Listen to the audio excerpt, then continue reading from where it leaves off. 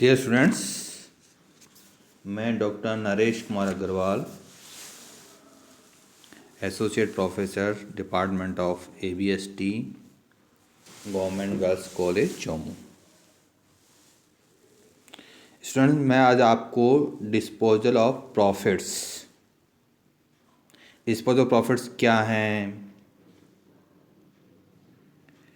कैसे इन प्रॉफिट्स का डिस्पोजल होता है, उनकी अकाउंटिंग एंट्रीज हम बुक्स में कैसे करते हैं, इसके बारे में बताऊंगा। स्टूडेंट्स, कोई भी कंपनी, यहाँ कंपनी की बात कर रहे हैं हम, कोई भी कंपनी अपने बिजनेस ऑपरेशन से जो प्रॉफिट अर्न करती है उस प्रॉफिट का उपयोग वह कैसे करती है, यही डिस्पोजल ऑफ प्रॉफिट है। प्रॉफिट्स का उपयोग 3 प्रकार से किया जा सकता है। जो प्रॉफिट अर्न किया है उस प्रॉफिट को अपने पास में सुरक्षित रख ले, यानी P&L में बना रहने दे। इस प्रॉफिट को वह रिजर्व में ट्रांसफर कर दे। पहला उपयोग वह कर सकती है, जो प्रॉफिट अर्न किया है उस प्रॉफिट को वह रिजर्व में ट्रांसफर कर दे। ये रेवेन्यू रिजर्व हो सकता है, जैसे बिल्डिंग हमने एस्टैब्लिश करनी है तो बिल्डिंग रिजर्व में ट्रांसफर कर दे, कोई जनरल रिजर्व में ट्रांसफर कर दे, कैपिटल रिजर्व में, किसी भी रिजर्व में प्रॉफिट को ट्रांसफर किया जा सकता है अपने जो प्रॉफिट अर्न किया है उसमें से। दूसरा उपयोग हो सकता है कि हम अपने अंशधारियों को लाभांश दें। ये पूर्वाधिकार अंशधारियों पर भी हो सकता है, ये समता अंशधारियों के लिए भी हो सकता है कि हम अपने अंशधारियों को लाभांश का भुगतान कर दें इस प्रॉफिट में से। तो एक उपयोग या लाभों का निपटारा डिविडेंड के भुगतान के रूप में भी किया जा सकता है। और तीसरा, हम इसमें से बोनस शेयर इश्यू कर दें। एक तरह से हम अपने अंशधारियों को निःशुल्क शेयर्स दे रहे हैं, उसके बदले उनसे कोई पैसा प्राप्त नहीं करेंगे। तो लाभों का एक तरह से कैपिटल फॉर्मेशन हो गया, लाभों का पूंजीकरण। जो हमारे पास लाभ थे, लाभों को हमने पूंजी के रूप में परिवर्तित कर दिया। तो 3 प्रकार से हम लाभों का उपयोग कर सकते हैं। 1 बाय 1 इनको हम देखते हैं कि इनकी जनरल अकाउंटिंग एंड बुक्स में अकाउंटिंग एंट्रीज हम कैसे करेंगे। पहले transfer to reserve. Transfer reserve के लिए है कंपनी का जो संचालक मंडल है, वह संचालक मंडल निश्चित करता है कि हमें रिजर्व में कितना राशि ट्रांसफर करनी, कहाँ इसका उपयोग करना है। हम कैपिटल रिजर्व में ट्रांसफर कर सकते हैं, हम जनरल रिजर्व में ट्रांसफर कर सकते हैं, हम किसी स्पेसिफिक रिजर्व में भी ट्रांसफर कर सकते हैं। यह निर्णय संचालक मंडल करता है। संचालक मंडल जब निर्णय करता है, निर्णय की कोई एंट्री नहीं करनी है। जिस संचालक मंडल ने तय किया कि हमें 10,000 रुपये जनरल रिजर्व में ट्रांसफर करने, तो निर्णय की एंट्री नहीं, इसको एग्जीक्यूट करने के लिए बाद में हम एंट्री करेंगे। तो यदि प्रॉफिट और लॉस अकाउंट का हमने जनरल रिजर्व में ट्रांसफर किया तो हम एंट्री करेंगे profit and loss account debit to reserve account.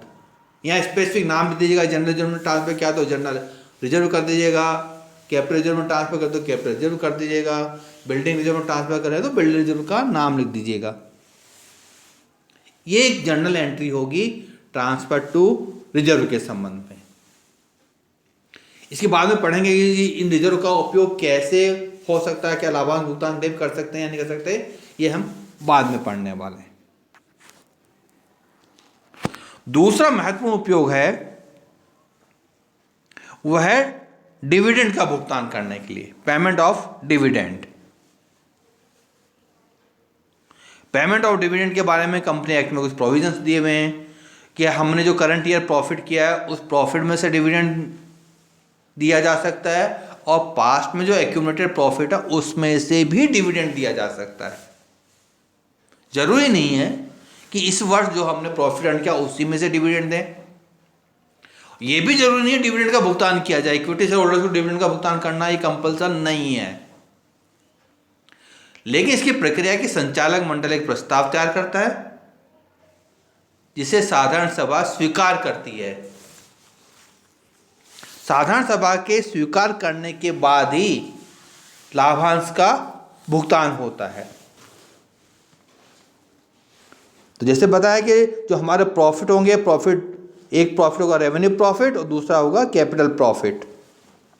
तो जो हमारे कैपिटल प्रॉफिट्स हैं ये लाभांश के लिए उपलब्ध नहीं होते हैं। जैसे हमने कोई बिल्डिंग बेची, कोई फिक्स एसेट बेची है, उससे जो प्रॉफिट हुआ है वो प्रॉफिट कैपिटल प्रॉफिट होगा, इसमें से लाभांश नहीं दिया जा सकता है। कोई हमने कैपिटल रिजर्व पहले से बना रखा है, उस कैपिटल रिजर्व से भी लाभांश का भुगतान नहीं होता है। अंशों के निर्गमन के समय जो सिक्योरिटी प्रीमियम हमको मिली है इससे भी लाभांश का भुगतान नहीं हो सकता है। कोई रिवोल्यूशन प्रॉफिट है, संपत्ति रिवोल्यूशन किया उससे भी कोई प्रॉफिट हुआ है, वह प्रॉफिट भी कैपिटल प्रॉफिट है, उससे लाभांश का भुगतान नहीं किया जा सकता है। लाभांश भुगतान के लिए जनरल रिजर्व का उपयोग कर सकते हैं, प्रॉफिट एंड लॉस का अकाउंट का उपयोग कर सकते हैं, सरप्लस का उपयोग किया जा सकता है। संक्षेप में कह सकते हैं कैपिटल प्रॉफिट्स या कैपिटल रिजर्व का उपयोग हम लाभांश भुगतान के लिए नहीं कर सकते, लाभांश भुगतान के लिए उपलब्ध नहीं है। इसलिए कई बार कहते हैं विभाजन योग्य लाभों में से लाभांश का भुगतान किया जा सकता है। ऐसे लाभ जिनमें से लाभांश का भुगतान किया जा सकता है वो विभाजन योग्य लाभ कहलाते हैं। संक्षेप में बता दें, साधारण सभा एक प्रस्ताव देगी, प्रस्ताव का अनुमोदन होगा और अनुमोदन के बाद में भुगतान की कार्रवाई की जाएगी। इन सब के संबंध में हम जर्नल एंट्रियाँ क्या क्या करेंगे इसके बारे में अभी आपको बताता हूँ। संचालक मंडल जब साधारण सभा के लिए प्रस्ताव तैयार करता है कि इस वर्ष इतना प्रतिशत पूर्वाधिकार अंशों पर, इतना प्रतिशत समतादानों पर लाभांश का भुगतान करने का प्रस्ताव दिया जाता है साधारण सभा को, तो इस प्रस्ताव करने की कोई जर्नल एंट्री नहीं होगी। यानी संचालक मंडल ने जो प्रस्ताव तैयार किया है इस प्रस्ताव तैयार करने की जर्नल एंट्री नहीं होती, क्योंकि इससे कोई लायबिलिटी क्रिएट नहीं होती। साधारण सभा जब इस प्रस्ताव को स्वीकार कर लेगी तब से ही लाभांश भुगतान की जर्नल एंट्रियां बुक्स में प्रारंभ होंगी। तो जब प्रस्ताव प्रस्तुत किया गया है इस प्रस्ताव को साधारण सभा द्वारा जब अप्रूव कर दिया जाता है, अनुमोदित कर दिया जाता है, तो उस अनुमोदन के बाद में हम जर्नल एंट्री करते हैं कि लाभांश का भुगतान कहाँ से हुआ है, पेंडल अकाउंट से हुआ है, जनरल रिजर्व से हुआ है, या सरप्लस अकाउंट से हुआ है, या अन्य किसी डिविजिबल प्रॉफिट से हुआ है, उसका नाम लिखते हुए हम जर्नल एंट्री करते हैं। तो हमारी एंट्री होगी प्रॉफिट लॉस अकाउंट डेबिट या जनरल रिजर्व अकाउंट डेबिट या concerning reserve account debit to equity share dividend account, to equity share dividend account, to preference share dividend, यदि प्रेफरेंस शेयर पर dividend दिया है, इन पर यदि हमने कोई टैक्स काट लिया है तो हम उस टैक्स को क्रेडिट करते हैं to corporate dividend distribution tax. यह जर्नल एंट्री होगी साधारण सभा द्वारा प्रस्ताव स्वीकार करने पर। साधारण सभा जैसे प्रस्ताव स्वीकार कर लेगी उसके 5 दिन के भीतर कंपनी को बैंक में डिविडेंड भुगतान के लिए एक अलग से खाता खोलना पड़ेगा। इसके लिए हम जर्नल एंट्री करेंगे dividend bank account debit to bank account.